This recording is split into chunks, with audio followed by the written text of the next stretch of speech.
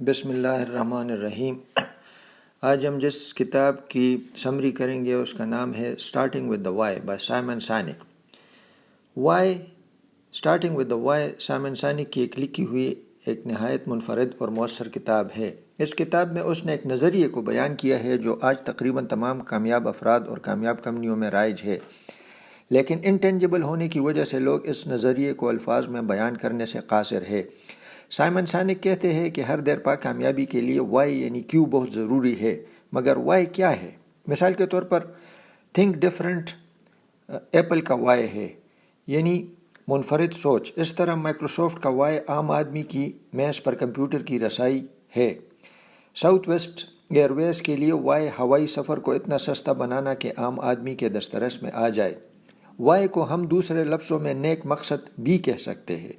Y جتنی مضبوط ہوگی اس کو عمل میں لایا جائے گا، کامیابی اتنی ہی یقینی ہے، اور اگر وائی دھندلا جاتی ہے اور کمپنی کے افراد کا یقین وائی پر متزلزل ہو جاتا ہے تو اس کا نتیجہ ناکامی ہے۔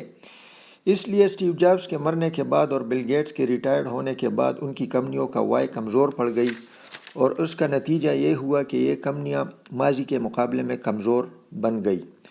سائمن سینک کہتا ہے کہ پہلے وائی آتا ہے اور اس کے بعد وٹ اور ہاؤ۔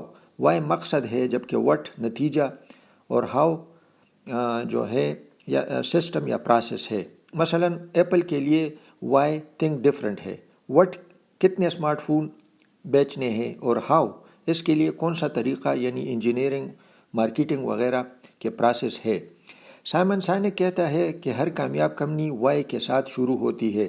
اگر وائی مضبوط ہے تو اگر وسائل کا فقدان بھی ہو تو کمپنی وائی کی بدولت الٹیمیٹلی کامیابی حاصل کر لیتی ہے۔ ہر بڑی کمپنی کا بانی کمپنی کو ایک قابل عمل وائی مہیا کرتا ہے۔ بانی کے انتقال کے بعد ان کے پریڈیسیسر جب کمپنی کے باغ ڈور سنبھال لیتی ہے تو وائی پر ان کا یقین کمزور پڑ جاتا ہے۔ سائمن سینک کے الفاظ میں دا وائی بیکم فزی۔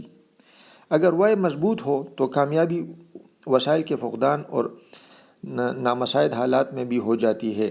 سائمن سینک مثال دیتے ہیں کہ 20ویں صدی کے شروعات میں دو لوگ ہوائی سفر کو کامیاب بنانے کے لیے سرگرم عمل تھے۔ لینگلی ہارورڈ کا ایک انجینئر تھا۔ سرکار نے اس کام کے لیے اس کو منتخب کیا تھا۔ اس کے ہاتھ میں اس کام کو انجام تک پہنچانے کے لیے سرکار کی ساری مشینری تھی۔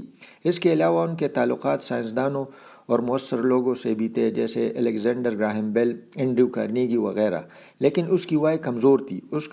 اس کی وائی دولت اور شہرت حاصل کرنا تھا۔ لینگلی کی لیبارٹری سے چند میل کے فاصلے پر رائٹ برادرز بھی فرسٹ ایئر فلائٹ حاصل کرنے کی تگدوں میں لگے ہوتے ہیں۔ اس کام کو انجام دینے کے لیے رائٹ برادر کے پاس نہ کوئی ڈگری اور نہ وسائل تھے۔ وہ سائیکل کے گیراج میں کام کرتے تھے۔ ایک چیز ان کی کامیابی کی ضمانت بن گئی، ان کا وائی انسان کو ایسا ہوائی سفر ممکن بنانے میں وہ کامیاب ہوئے جس سے وہ ایک ملک سے دوسرے ملک کو ان کی وائی یہ تھی کہ عام آدمی کو ایک ملک سے دوسرے ملک تک پہنچایا جا سکے۔ ہر روز جب وہ تجربے کے لیے جاتے تھے تو ان کے پاس 5